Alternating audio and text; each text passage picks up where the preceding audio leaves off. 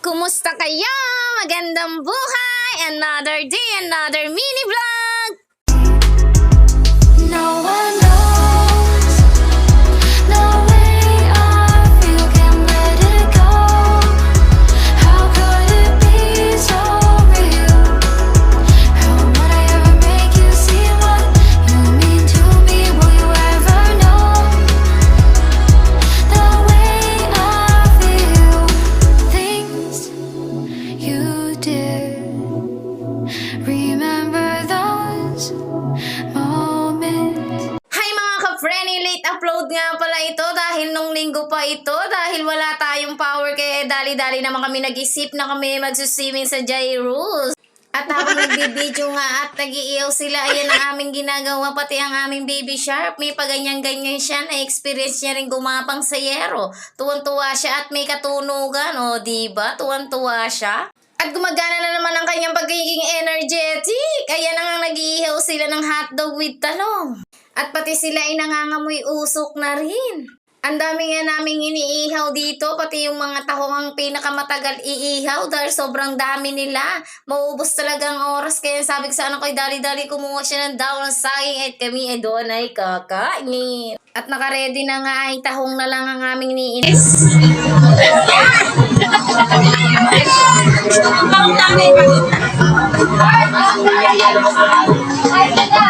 Kailangan balik ka na. Tugtog na.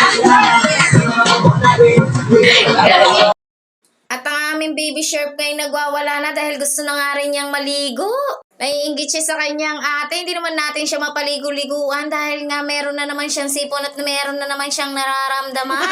At ito nga may nakita pa kami nagsasaya. At ito na nga kami sa part na kakain na kami, pinaka-exciting. At dahil nga kami kakain na, siya yung mapapasaya. Dahil nga dyan sa punto na yan ay pare-parehas na nga kaming gutom dahil mag-aalas 12 na. At minsan na nga lang kami nakakapag-outing sa panahon ngayon at lagi lang naman kami ngayon tatlo. At kahit kaming tatlo lang okay na, masayang masaya na at satisfy na. At sa tuwing nga kami nag-outing ay madalang lang ako maligo dahil natatakot tayo sa pool. Dahil nga dito sa Jairus ay talagang Cebu lang pampaligo. Galing sa 31, sobrang lamig.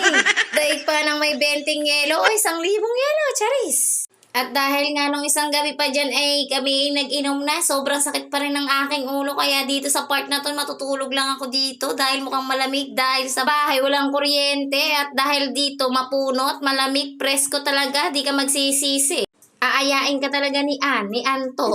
Sa panahon nga din niya ng aming baby shark ay nanggugulo rin. Gusto din niyang kumain. Pero ang dinadakot niya sibuyas. Bombay ka ba, anak? At dahil namimili na rin siya ng kanyang kakainin, ayaw niya ng hotdog. Gusto niya kung ano yung kinakain mo, yun din ang kakainin niya.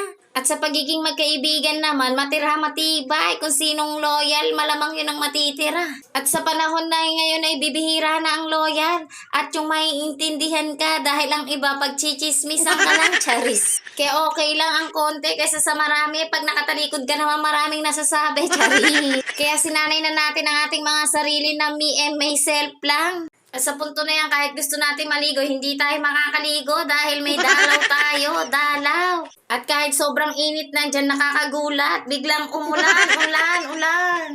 At di nga pala tayo makakain dyan ng maayos dahil ang baby shark natin ay talagang nanggugulo at nangungulit. Umahataw na naman ang kanyang pagiging energetic.